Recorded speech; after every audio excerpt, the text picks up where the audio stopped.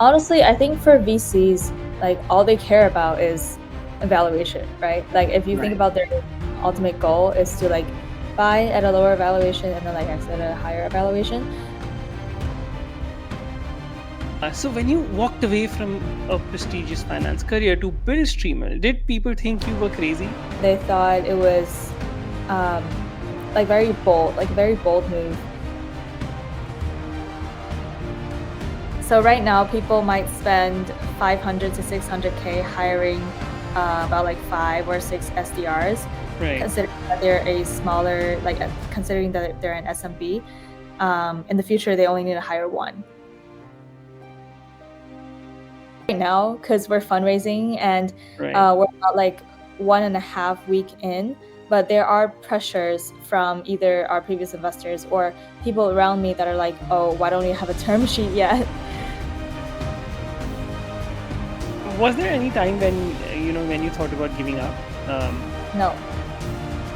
Always been banging on that. Okay, this is the aim. That's amazing. That.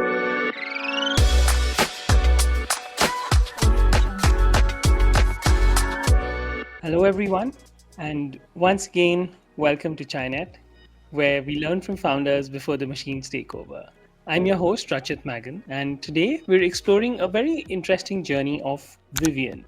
At 22, she's the founder and CEO of Streaml. She's building AI agents that eliminate sales busy work. But her path to AI started at a piano bench, practicing 6 hours a day, chasing perfection one note at a time.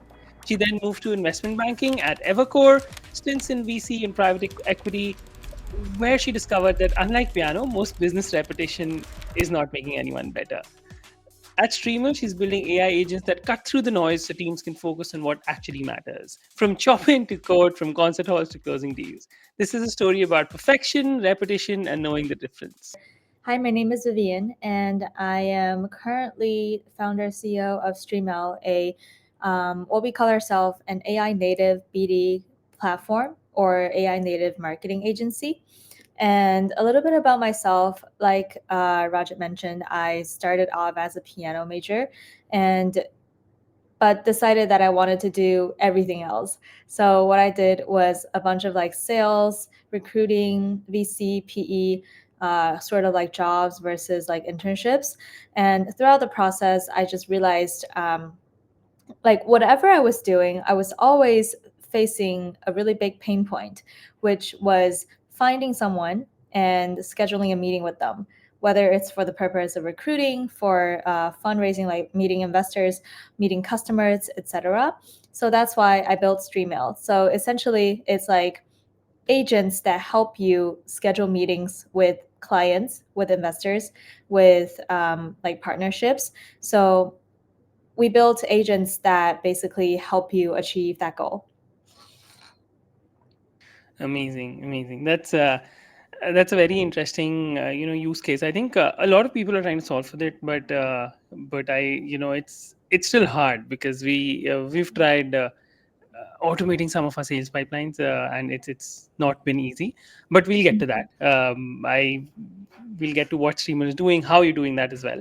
But tell us a bit about your journey. So you practiced piano 6 hours a day as a kid, and most people would have burned out. So what made you actually fall in love with with that kind of repetition? I had a picture where I'm like literally coding on the piano. Like I'm like practicing, but I have my computer on the side where I like write code. So I think I treated piano as a form of creativity where somehow like after like when I'm playing piano or like after I play piano, I feel that I have a lot of creative ideas and I will sort of like switch between playing piano and like doing other things. So it's kind of like a creative medium that I have. I don't treat it as like a chore per se. So it really is like when people ask me, oh, like how did you stay consistent? I think it was mostly I didn't treat it as like a job or like a chore, but rather something that makes me more creative, where I can. It's like a way for me to almost like relax or like switch to a different like brain state per se. Right. But do you still play while you're working on Streamer? Yeah, I am a piano major at my school. I'm like 2 months away from graduating, but I play for my juries and exams and stuff like that. Amazing, super. And you also had like a small stint in investment banking. So you could there were like three paths in front of you. I think one was being like a celebrity pianist, an influencer, or being an investment banker making $500,000 a year. Instead, you chose a very hard path to start your own company, build from scratch, and in the AI space, which is now hot, yes, but also very competitive. Why? So I remember so vividly that when I was working at Evercore, there was this hackathon, firm-wide hackathon, and everyone working there was like, "Oh, this needs to be solved, and that needs to be solved," um, etc. But at the end of the day, out of the entire office, I was the only person that actually built a product to like solve that issue. Wow. I remember I built something similar to Streaml as well as a PowerPoint automation tool.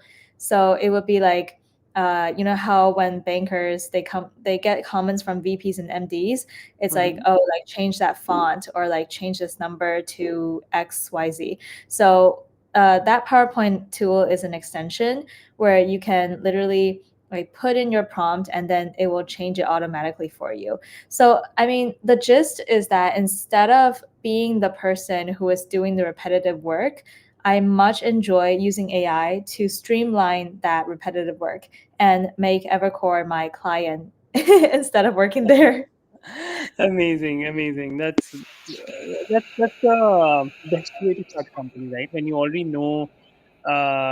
already in some place and you actually understand that, okay, this is a problem which a company like Evercore is facing. So let's solve for that, because there would definitely be at least 100 more companies which are facing that, right? Scratch your own itch, sort of a way.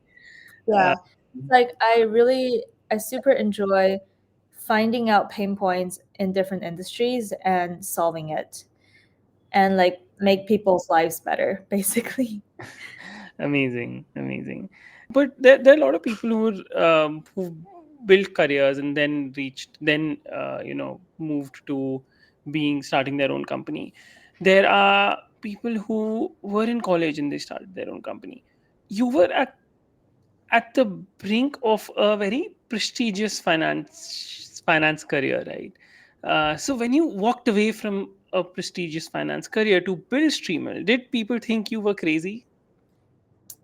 Um, a little bit. A lot of my friends in banking, I don't think they knew, but after they knew, they thought it was um, like very bold, like a very bold move. I think, especially, they would think that startup is super, super risky in comparison to banking or like the traditional banking to private equity path.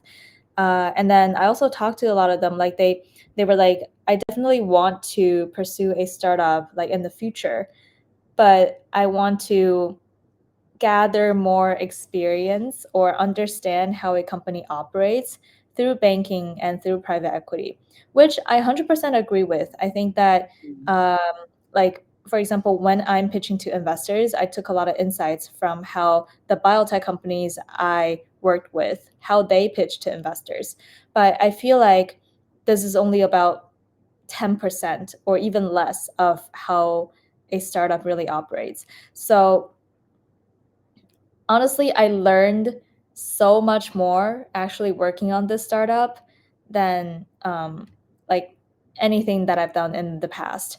So that's why I think even though it is a little bit risky, like it is something that Right. I want to pursue, and I could only grow by actually building it rather than like gaining more experience from say banking or PE. Right, right. I think that's fair. It's definitely risky to to start your own startup at that point. There's so much noise in the industry as of right now. Everyone's trying to build something in the AI space, right? We see, even think that okay, this is a company worth investing, or this is a company not worth investing, and is that right or no? I Let see. me rephrase this question. Yeah. I see. Honestly, I think for VCs, like all they care about is evaluation, right? Like if you think Right. about their ultimate goal is to like buy at a lower valuation and then like exit at a higher valuation. So right now it really is and what brings the valuation of a company high is the market, whether they can actually make money and like they don't even need to be actually profitable like OpenAI. They're not Right. profitable like to the slightest. But it really needs to solve a problem and there needs to be a validated market that people would use this product. Right. Right. Fair. So I think you need you need a basic product market fit, but you also need that okay, your this product would scale, and it cannot be just it cannot be a revenue positive business. It needs to be a startup. Fair. and, Fair. and growth. Yes. Super high Uh, growth. yeah. And so in from from learning piano to university to your work and now streamer, if you look back, what has been your toughest moment yet and how did you cope with it? I think there's definitely like from time to time. I can't recall like like the most tough moment, Hmm. but there's definitely uh multiple like tough moments where I had to overcome. Like for Right. example, when honestly right now because we're fundraising and Right. we're about like 1.5 week in, but there are pressures from either our previous investors or people around me that are like, oh, why don't you have a term sheet yet? Right. But Right. uh yeah, I would say right now is a tough moment that I'm going through, but looking back at the past at how I overcame these moments previously is to just go for it. Like instead of indulging in the feeling of pressure, I would just like reach out to more investors and talk to more customers to boost our ARR. Like solving the problem itself is so much better than like dwelling in the mindset of, oh, I'm in such a tough moment, right? It's to just Right.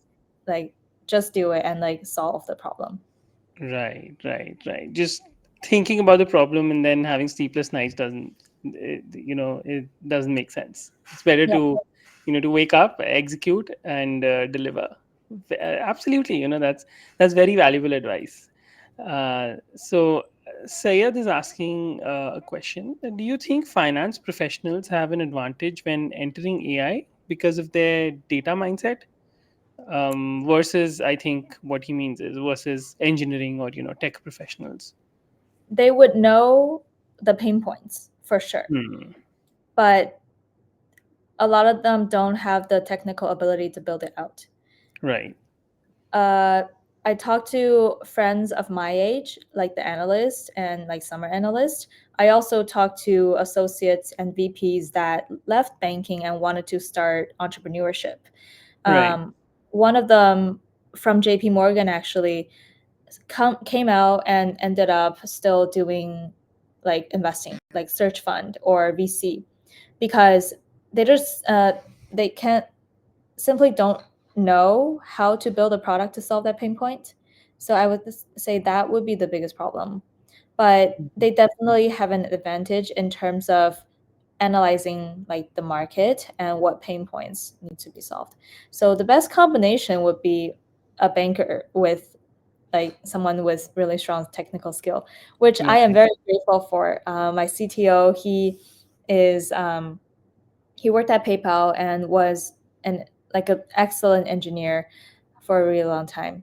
So Amazing. Amazing. A lot of people actually, from especially from our listeners, they're right now in their early stages of companies and trying to maybe find a co-founder or maybe get funding. How did you ended up finding your CTO? my CTO, I actually used our own tool. I used Oh Streaml. wow, I was that's searching amazing.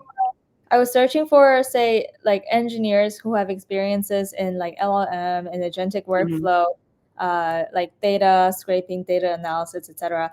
And Mhm. then I saw his GitHub project on GitHub, and it was super relevant to what we were doing. So I reached out, and then super coincidentally, our investor, like our first round investor, actually also talked to him previously. So they like connected us. Oh wow. Amazing, amazing. That's pretty cool. Using your own tool to first find your CTO and then asking him to, okay, now you build it better. Yep. Amazing, super. And was there any time when when you thought about giving up, and and getting back to a job? And if yes, then what actually kept you going? No. Always been bang on that. Okay, this is the aim. That's amazing. That's the I think that speaks of the conviction you have for the platform, and for your company. Mhm. And but I'm sure there must have been rejections, right? So what have been the worst rejection you've gotten for Streaml, like either VC or customer? And you know did you end up like flipping it, or like give us a story? One, I wouldn't consider it a rejection, but there Mm-hmm. was a time where we struggled with selling the product. Mm-hmm. And at the time, we only had a outbound tool. So it's like finding it, like there are literally about 200 of the same products on the market right now.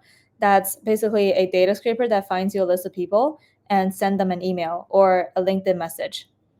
Right. But this, like, there are 100 other companies doing the same thing. So when I approached investors, they were like, why should we invest in your stuff?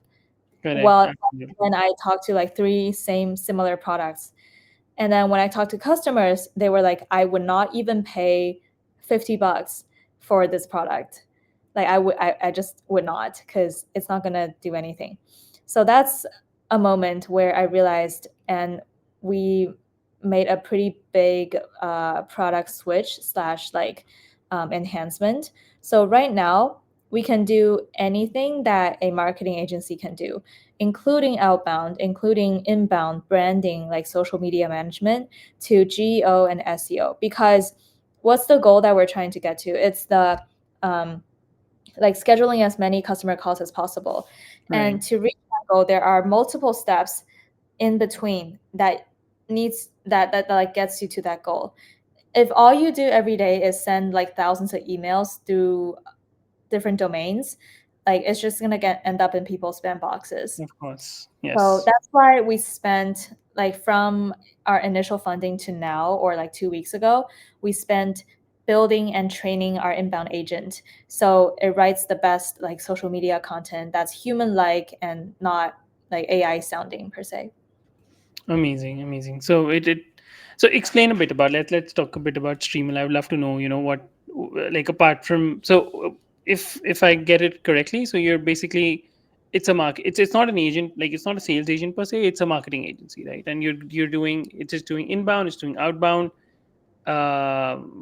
GEO, SEO, and like, how does all of it work? Like, Yep. what's the secret sauce? So for the outbound, it's you finding the customer to get them to book a call. For Right. the inbound, it's them finding you and booking a call directly. So for our inbound agent, the process looks like this. So at the beginning of the week or the start of a campaign, you throw in all the images and videos that you want to post per week. And Mhm. basically the agent, and then you also tell it your objective. Say, I'm trying to book customer calls, I'm trying to book calls with investors. And then it will schedule out the whole campaign, including how many posts to post, what to post, how many comments, how many likes, how many DMs to send, as well as when to send them, like what time of the day to Right. send. It will plan everything out, and then you review it and you can start the campaign. So Amazing. how we train the agent is based on all of the viral posts over the past couple months or years on different platforms, including how how to optimize to different platforms algorithms. Say LinkedIn, for example, you can only post one per day to get the best engagement. And then for Twitter, it's like 5 to 6 times or like multiple Correct. times. And for LinkedIn, you probably only can send about 20 connection requests would be optimal. But then Twitter, you have to like follow as many people. Hmm. I'm just Right. throwing out examples here, Right. but it would be like the agent knows what's the best plan based on the training data that we gave it. Hmm. So that's the inbound part. And then the outbound part is pretty standard to what others are doing, but a couple differentiators. When we are scraping the data, we do a live scrape across different internet and different websites on the internet. So let's say if we're looking for restaurants, then our agent is probably going to go to Google Maps or Yelp or like other food review sites. But if we're looking for founders, then we're probably going to go to like PitchBook, Got Crunchbase, it. LinkedIn, etc. Whereas all the other outbound tools, they just bought a third-party database Correct. and they Correct. So pull everything from that same database. amazing. Right. So you're basically live. Your agent is actually visiting those websites, visiting those places, and then getting the data rather than getting it from, like a Apollo or like a fixed database system. That's interesting. Mhm. Including someone who literally just posted 2 hours ago that, oh, I'm looking for a marketing agency, or oh, we're fundraising, and these will be the sales signals that we capture Hmm. and pull into the leads pool as well. Super amazing. I mean, that sounds very interesting, and I think it's ultimately, as any marketing agency would do, like you have to solve for the whole package, right? You cannot only do just one thing, like that Exactly. doesn't work.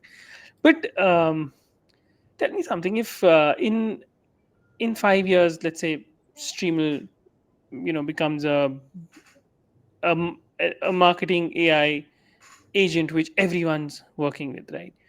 What happens to a salesperson's or a marketing guy's job then? It will get decreased. So right now, people might spend 500 to 600K hiring about like 5 or 6 SDRs, Right. considering that they're a smaller, like considering that they're an SMB. In the future, they only need to hire one. Right. Right. Mm. And but would we even need like 90% of the current office jobs if these agents become like perfect? Honestly, I believe that there always needs to be some parts in the process where human is involved. Like, I believe it's um, unrealistic or impossible that humans are completely out of the loop. Um, but everything that's before like the human essential like execution, we can use agents to automate. So for example, Right. right now, what we are automating is everything before the meeting. Like all our clients need to do is literally sit on the meetings and like attend the calls. Everything Right. before that we handle with the agents. So in the future, it might be something different. Like maybe we have like a super AI that like maybe it's not me talking right now, it's an AI talking. Right. But like they're like further down the process, there probably still needs a human to be involved. So our product will like continue to revolutionize, where we will streamline basically anything that can be streamlined or is tedious at that moment. Amazing. Yeah, I think you're right. Like, there would be humans would be required for sure. I think the nature of the job might change what we're doing.